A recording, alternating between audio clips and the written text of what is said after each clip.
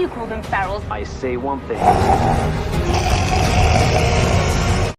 Cerita diawali dengan berita di televisi yang memperlihatkan siaran langsung tentang kejadian mengerikan di sebuah bandara, di mana menurut laporan kepolisian hal itu diakibatkan oleh serangan manusia yang telah terinfeksi oleh virus. Entah virus aneh apa itu, tapi hal itu membuat penderitanya bertindak sangat agresif dan berubah fisik mereka layaknya zombie. Selama 2 tahun terakhir, pemerintah Amerika dan Organisasi Kesehatan Dunia atau WHO telah berupaya menghentikan pandemi tersebut. Bahkan seluruh tentara sudah dikerahkan untuk memusnahkan mereka yang telah terinfeksi.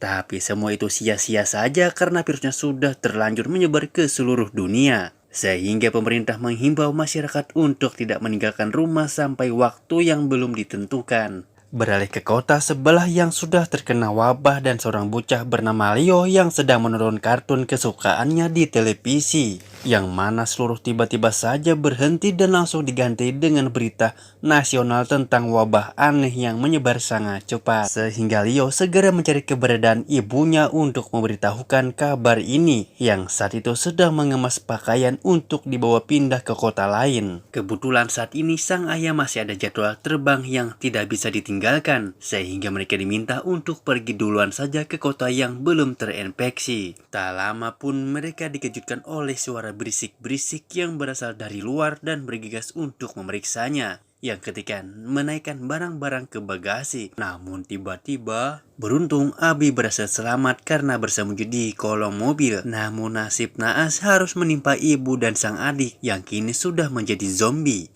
Melihat Leo adiknya yang sangat sekarat, Abi merasa perlu untuk menolong meski itu percuma saja karena dia sudah terinfeksi. Dan ya, muncullah seorang anggota tentara bernama Cassius yang berhasil menolong Abi dan langsung menembak kepala si ibu hingga tewas.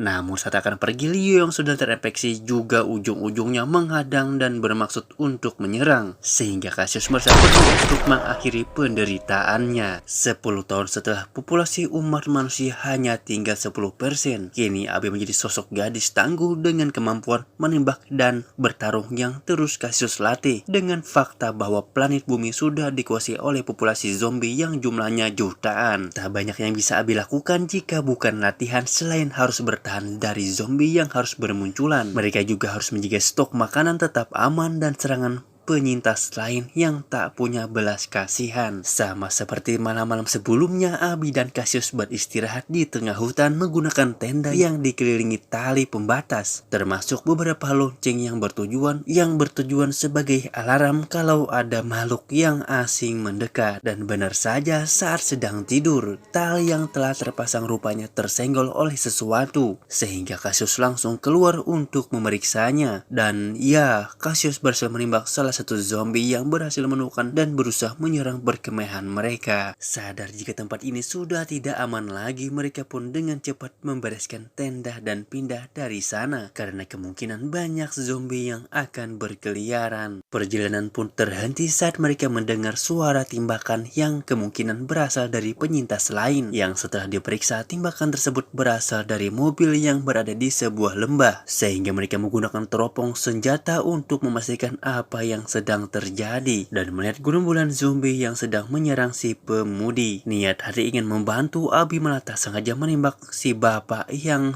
bermaksud kabur. I hate flying. Look, just stick to the plan.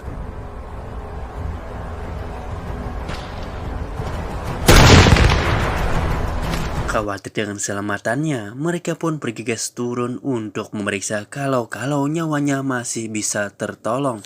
Tetapi hal itu percuma saja karena si bapak keburu tergigit dan sebentar lagi akan menjadi zombie.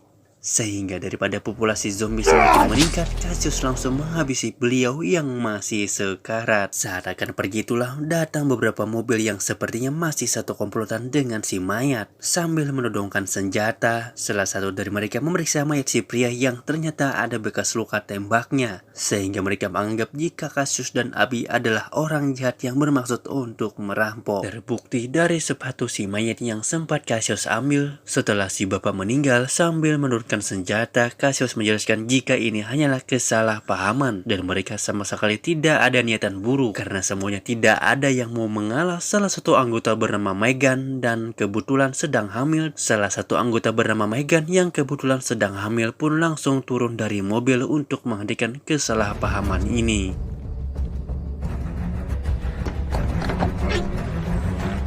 Saat ratusan zombie mulai menuruni bukit dan bermaksud menyerang mereka semua. Karena anggota dan peluru yang terbatas, mereka semua dibuat kewalahan menghadapi para zombie yang jumlahnya semakin tak wajar. Tak ingin mengambil risiko lebih buruk yang dapat menyebabkan mereka semua tewas, Cassius dan Abby memutuskan untuk mundur dan segera bergegas sambil membawa serta Megan yang kandungannya sebentar lagi akan memecah. Oke, di sini kita melihat para zombie ini terlihat brutal dan tak tampak seperti para zombie yang lain yang terlihat lebih santai dan natural. Lanjut, dalam perjalanan Cassius menanyakan terkait apa yang sedang Megan dan David suaminya lakukan di tempat tadi. Megan menjelaskan jika mereka akan pergi ke daerah timur laut, lebih tepatnya kota Perahu, alias satu-satunya tempat yang dianggap paling aman bagi para penyintas. Sebenarnya Megan terpaksa melakukan ekspedisi ini karena semua persediaan yang mereka miliki telah habis. Namun karena musibah yang menimpa rombongan barusan, Megan memohon agar Cassius mau membawa serta mereka bersamanya. Mobil yang Cassius kendarai malah mogok di tengah jalan sambil saling berkenalan satu sama lain.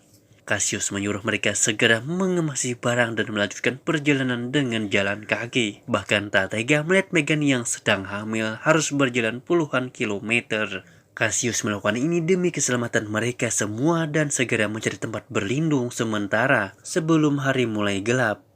Dan tibalah mereka di sebuah gedung kosong yang terbengkalai. Cassius dan Abby pun masuk duluan untuk memastikan agar tidak ada penghuni lain di tempat ini.